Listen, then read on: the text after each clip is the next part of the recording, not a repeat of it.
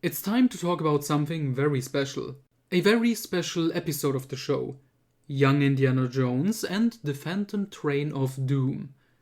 Just to quickly recap and explain again, most episodes of the show are just 45 minutes of story, basically, with old indie bookends, then there's, the main story in the past. But the show was basically dying and on life support. And to bring back some interest, they shot the Harrison Ford cameo. And they combined 2 episodes into the TV movie-length Mystery of the Blues. And then they also cut together 2 other episodes into The Scandal of 1920.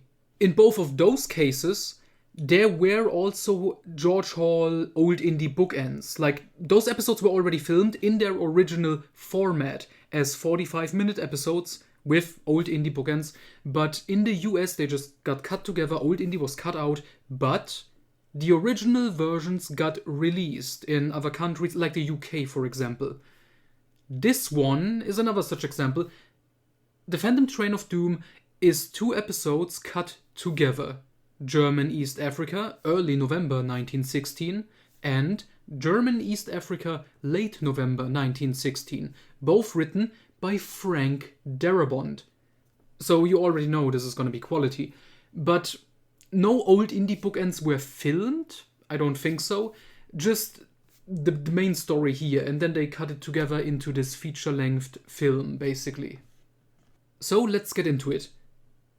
Indiana Jones and Remy are now in Africa, but because Indy is a moron, they get lost and eventually meet up with a group of elderly soldiers, led by an old friend of Indy, Frederick Selous, played by Paul Freeman, who also played Rene Belloc in Raiders of the Lost Ark.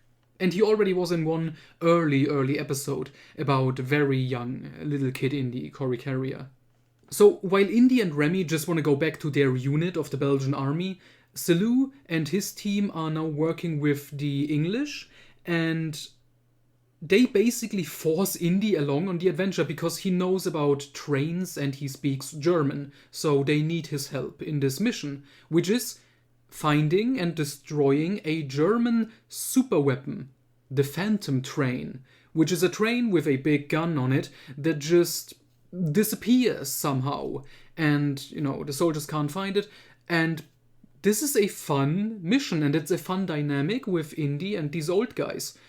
And the point and the message of this episode is very clear, with, Indy learning to respect these old geezers over the course of the adventure and stuff. Nice stuff. It's pretty good.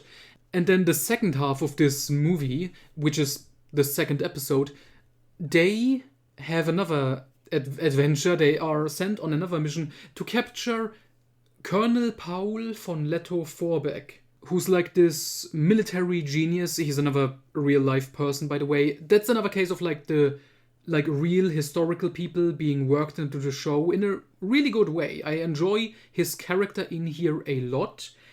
And the story is also nice because Remy wasn't that active in the first half in the Phantom Train portion, but now in capturing the Colonel, he's very much a main character with Indy and the Colonel, because it's basically just those 3 characters. Indy and Remy have captured him, they have escaped, they lost the rest of the team, and now they just have to return to them. And over the course of this little adventure, the Colonel actually starts teaching Indy stuff, even though he's an enemy and a prisoner.